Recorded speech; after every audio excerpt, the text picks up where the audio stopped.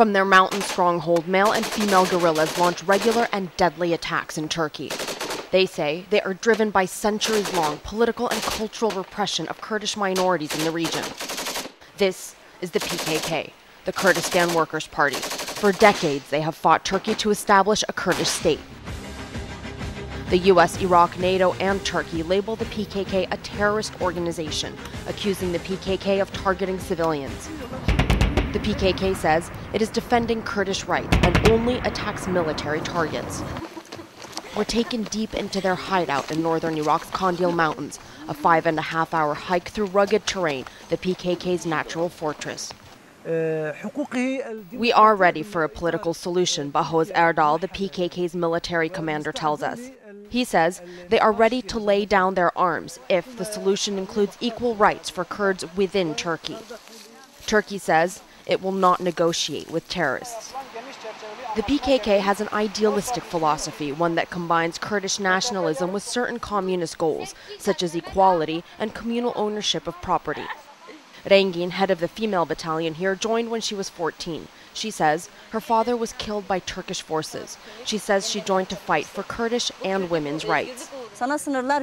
Women grow up enslaved by society, she tells us. We've gone to war with that. We need to be equal. What the fighters here are telling us is that the cause is much more about generating dramatic social change. Back in 1998, the party's now jailed leader Abdullah Öcalan called it the Women's Party, and the worst insult for a man here is to be called macho.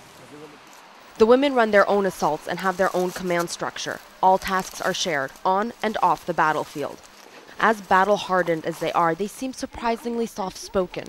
They say respect for one another is one of their tenets. Western defense analysts estimate the PKK has a few thousand fighters based in Iraq. They stay well-funded by Kurdish expatriates all over the world. They may seem cut off from the world up here, but they have a regular supply of arms and food, brought in on mules. And despite the physical hardships, they all say they don't miss their previous lives. On her second night in the mountains, Rengin says her unit came under attack. The battalion's commander was shot in the head. Her head was on my knee, Rengin remembers. As she was dying, she said to me, "Our people are going to get what is rightfully theirs. I'm proud to have died for this. Tell everyone we will succeed." The armed struggle has brought few results. The PKK says it wants to shift to dialogue, but after renewed fighting this weekend, there is little evidence of that. Arwa Damon, CNN in the Kandil Mountains, northern Iraq.